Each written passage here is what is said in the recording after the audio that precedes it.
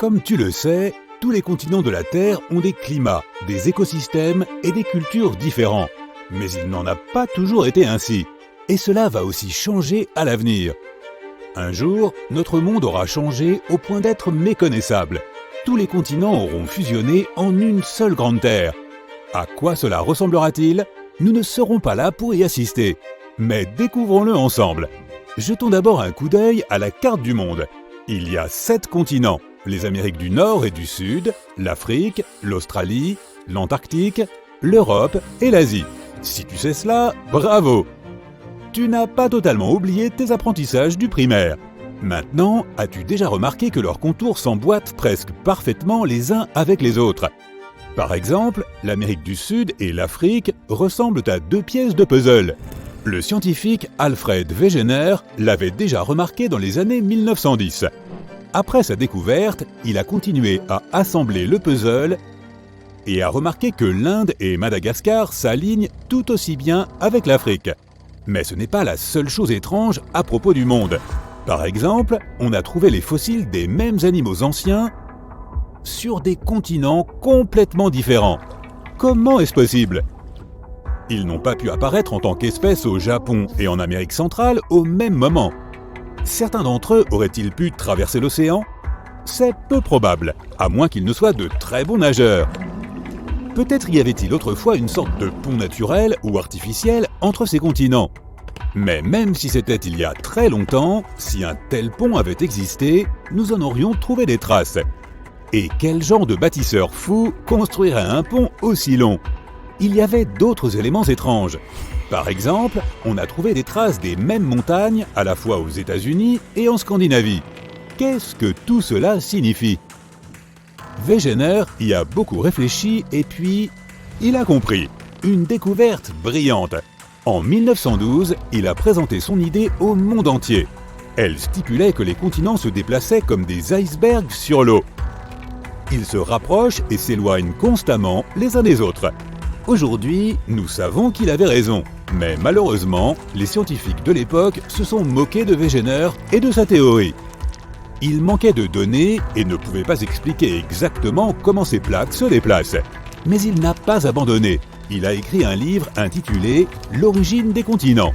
Et finalement, dans les années 30, le géologue Arthur Holmes a rempli les blancs de la théorie de Wegener. Mais il aura fallu attendre encore quelques décennies pour que le monde se rende compte que c'était vrai. Les gens sont plutôt lents à changer leurs croyances, n'est-ce pas ? Bref, aujourd'hui nous l'appelons la théorie de la dérive des continents. Donc, les continents de la Terre se déplacent le long du manteau de plusieurs centimètres par an. Tous les quelques millions d'années, ils se heurtent les uns aux autres et créent ce qu'on appelle les supercontinents. Les supercontinents sont, comme tu l'as peut-être deviné, d'énormes masses terrestres qui se composent de plusieurs continents plus petits. On ne sait toujours pas combien d'entre eux existaient auparavant, mais tu as probablement entendu parler de l'un d'entre eux. Il est devenu célèbre car les scientifiques pensaient qu'il s'agissait du seul supercontinent de l'histoire de la Terre. Il a été nommé Pangée. En grec, Pangaea signifie « la Terre entière ». Ce supercontinent a existé pendant environ 160 millions d'années, mais il s'est morcelé il y a très longtemps. C'est pourquoi il est difficile d'imaginer à quoi ressemblait la Pangée et combien de choses ont changé en son sein. Elle était en tout cas très différente de notre Terre actuelle. Par exemple, il n'y avait pas les chaînes de montagnes que nous avons aujourd'hui. La concentration de CO2 était 5 fois plus élevée qu'aujourd'hui. La température moyenne était donc beaucoup plus élevée. Il est possible qu'il n'y ait même pas eu de glace sur Terre, seulement des forêts tropicales. Cette Terre aurait pu être une serre naturelle, et même le pôle Nord aurait pu être couvert de forêts tropicales. Plutôt agréable. Les dinosaures ont été témoins de tout cela, mais pas nous. Les premiers humains sont apparus il y a seulement 2 millions d'années, et le premier Homo sapiens, c'est-à-dire notre ancêtre à tous, est apparu il y a seulement 300 000 ans. Donc, malheureusement, en tant qu'espèce, nous avons manqué la partie sympa de la dérive des continents. Mais peut-être qu'un jour, nous pourrons voir à quoi cela pourrait ressembler. La Pangée n'était pas vraiment le premier supercontinent. Il y en a eu au moins 3 avant elle. Le plus ancien, Vaalbara, existait il y a environ 3,6 milliards d'années. Il est devenu le grand-père de tous les continents que nous connaissons aujourd'hui.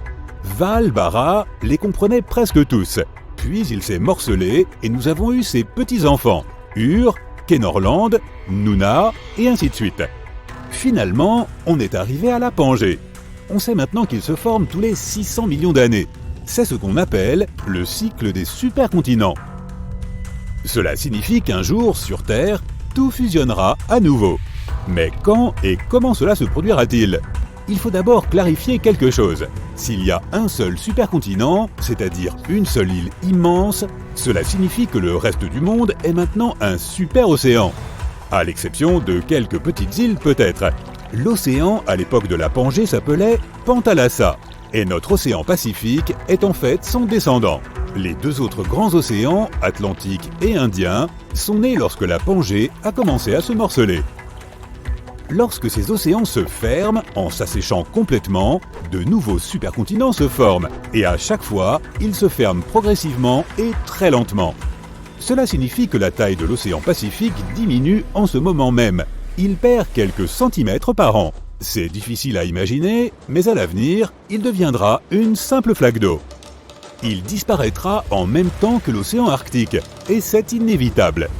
Mais quand cela arrivera, un nouveau supercontinent apparaîtra, Amasia. La naissance d'Amasia a été prédite par des scientifiques de l'université de Newcastle en Australie. Ils ont fait des calculs très complexes sur un superordinateur. Ils ont téléchargé les mouvements continentaux des quelques 300 millions d'années passées. Et ensuite, en se basant sur ces calculs, l'ordinateur a prédit ce que l'avenir nous réserve. On a ainsi appris qu'un jour, les Amériques du Sud et du Nord entreront en collision avec l'Asie. Et cette collision créera un nouveau supercontinent, avec un nom très original. Comme nous l'avons déjà mentionné, l'océan Pacifique disparaîtra un jour complètement. D'un autre côté, l'océan Atlantique grandit en ce moment même, poussant les deux Amériques vers l'ouest. Donc, quand Amasia apparaîtra, cet océan pourra devenir le nouveau plus grand du monde. Voici à quoi cela ressemblera. Les deux Amériques entreront en collision avec l'Asie de l'Est, et bien que ce soit difficile à prévoir, certaines sources affirment que l'Antarctique finira par se retrouver en Amérique du Sud. L'Australie jouera aussi un rôle énorme dans tout ça. Elle pourrait relier l'Amérique et l'Asie. Et si, d'une manière ou d'une autre, l'humanité existe encore, tu pourrais marcher de la France à l'Australie ou de l'Afrique du Sud à l'Argentine sans te mouiller les pieds. En revanche, il va falloir être patient et attendre 300 millions d'années. Les scientifiques pensaient aussi qu'Amasia se rassemblerait autour du pôle Nord, créant une énorme calotte glaciaire et refroidissant la planète. Cependant, ils estiment désormais que c'est très peu probable. Amasia se trouvera probablement quelque part entre les pôles. Mais cela ne signifie pas que la Terre restera aussi hospitalière qu'elle l'est actuellement. La Terre du futur sera radicalement différente de ce que nous connaissons. Le niveau de la mer sera plus bas et l'Amasie sera constituée de vastes zones très arides avec des amplitudes thermiques quotidiennes élevées. L'écosystème va complètement changer, mais il est assez difficile de dire à quoi tout cela va aboutir. Plus nous recevrons de données au fil du temps, plus nous pourrons prédire avec précision l'avenir de notre planète. Pour l'instant, tout cela n'est que théorie, et les scientifiques reconnaissent qu'elles sont encore loin d'être prouvées. Mais même ainsi, les résultats des recherches sont très impressionnants. Ils nous en disent long, non seulement sur l'avenir de la planète, mais aussi sur son passé. Ce serait formidable si les humains pouvaient vivre comme à cette époque. Nous pourrions observer depuis l'espace lointain comment notre planète natale change. C'est à la fois fascinant et effrayant.